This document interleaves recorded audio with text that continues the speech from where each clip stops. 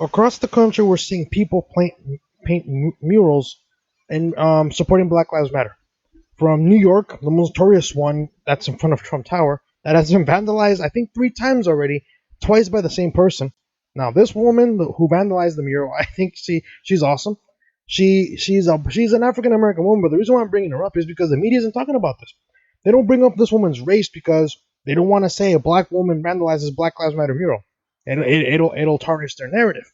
They only care about it when it's a white man or a white person. Well, other murals are starting to pop up, and they're starting to be taken down. Now, I'm going to show you the right way to take one down, and then the wrong way. Now, the right way in terms of not to look like, not to look as bad in the media, because let's face it, the media's still going to come after you.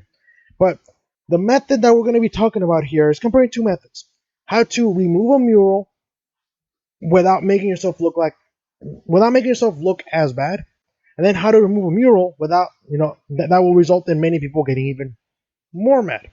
So, in the city, Black Lives Matter mural was painted on St. Louis Artist Building, removed by city contractor. Now, the city contractor removed this mural, and apparently it had Colin Kaepernick, George Floyd. Now, I don't understand why they would have Colin Kaepernick. I mean, Colin Kaepernick is not someone you want to put for Black Lives Matter. The guy is not oppressed.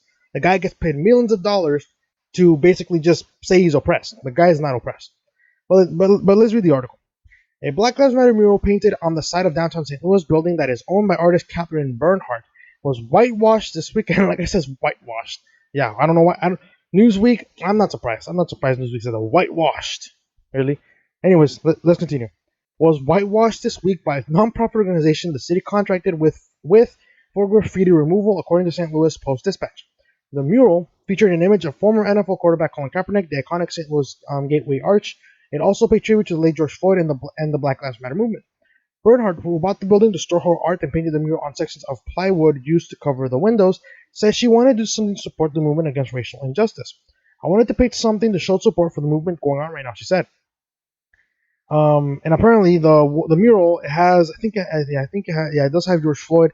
I think the one on the far right is Trayvon Martin. Again, I could be wrong. I think one of them is Michael Brown as well. Again, I could be wrong. Some people are not very good artists, but all I know is that one of them is George Floyd. That is for sure. That's a certain. Anyways, let's keep going. However, last month, officials received a graffiti complaint on the building through the Citizens Service Bureau. The complaint was forwarded to Brightside St. Louis, a not-for-profit that is also a division of St. Louis Department of Parks, Recreation, and Forestry. Mary Lou Green, executive director of Brightside St. Louis, told Newsweek they were informed about the issue and were also told that the building was private property. The way our process works, that if it's private property, we send a letter up to the property owner informing them that they've been told there's graffiti on the property, and we'd be happy to help them remove that graffiti, Green said. They just need to let us know one way or another. If there is no response of the letter, the property is put on the list and is scheduled a few weeks later for graffiti removal. Green sent a letter to Bernhardt's address in New York on June 23rd, but there was no response. Bernhardt told the St. Louis Post-Dispatch that she never received a letter about the plans to remove the mural. When there was a response from Bernhardt, a graffiti removal crew was sent out to the address last weekend, and the mural was covered up. We were responding to a complaint about graffiti on the property, Green said, and the property owner never said, "Hey, we don't want you to remove this." Now that's as obviously that's the legal way in a sense, right? But it doesn't make you look as good.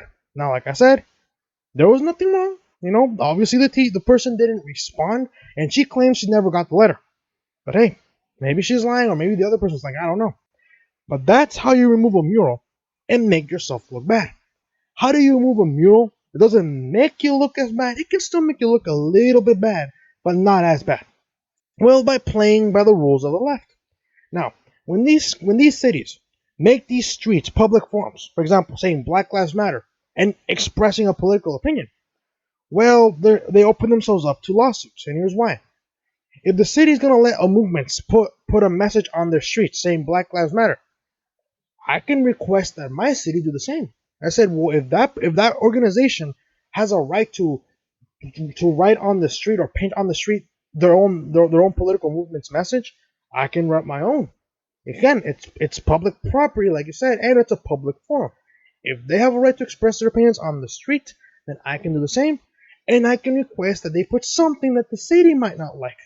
And at the same time, I can request that I get that painting right next to their slogan. In this case, for example, in California, Someone removes a Black Lives Matter street art after a resident requests a Trump design be installed as well. Now, this individual can continue to pursue this design. Now, obviously, they're not gonna. Obviously, they can't say, "Oh, well, we took that off, so you can't do it." No, they already set the precedent. If organizations can write on streets their slogans with paint, well, I'm pretty sure other people have a right to do so as well. And if they say no, well, now they have a lawsuit in their hands. Why? Because they are allowing specific groups to write, or in this case, paint on their streets and paint on their walls murals of a specific movement, and they're denying someone else's rights to do the same. And imagine if it goes to court. Mayor Bill de Blasio, how come you do not want these conservatives to write MAGA 2020 next to your Black Lives Matter mural? And then what did Bill de Blasio say? Well, because I agree with the movement of Black Lives Matter, not with the conservatives. That right there is already a loss. The judge is going to say, well, I rule that groups have a right to express their opinions on the streets, said by the president of the Black Lives Matter movement, and that they wrote their slogan on the street, and other individuals have the same right, and the city cannot stop them from doing so. It's a lawsuit. That is why this town did it. But again, it shouldn't stop this person. I think they should still go on with the design. Hey, the leftists already set the precedent. Streets are public forums, okay? Well, if you're gonna rename streets to Black Lives Matter, I demand that we rename a street to Trump 2020. Or I demand that we rename our streets to Donald Trump. I have a right. The streets are a public forum. By all means, then I have a right to express my opinion just like anyone else. Right? But anyways, let's see this story. Town removes Black Lives Matter street art after resident requests Trump design be installed as well. California town has removed a street art paying tribute to the Black Lives Matter movement after resident requested a design supporting President Donald Trump be installed as well. Dan Peace, a resident of Redwood City, California, was given permission by the city to paint a Black Lives Matter sign on a street over the Independence Day holiday. The art, however, was removed overnight recently after a local attorney requested a Make America Great Again painting supporting Trump to be put up too, according to KPIX 5 CBS Bay Area. I saw Black Lives Matter sign appearing on Broadway Street on the asphalt. I figured that's going to be a new public space open for discussion, and I want to get my message out too.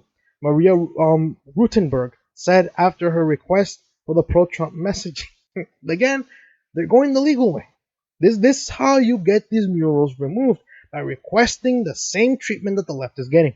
And the state cannot deny it, because if they do, they are breaking the law. This is the way you do it. At least in my opinion. I think this is the better way. Anyways, let's keep going.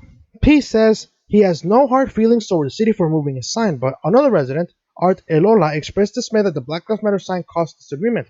They're afraid, and that's the whole movement. We've been afraid to do what's right, Elola said.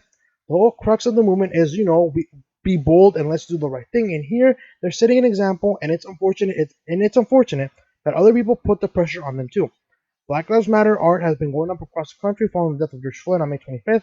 Some have been at the center of controversy, such as the street art painted outside Trump Tower, the president's longtime residence before entering the White House at the order of New York City Mayor Bill de Blasio. The art was recently vandalized several times. Yeah, again, the freedom of expression. Last month, Washington, D.C. Mayor Muriel Bowser installed a Black Lives Matter painting on the street leading to the White House, which triggered a lawsuit over First Amendment concerns. And this is how you get these murals removed. Say, well, I have the First Amendment right.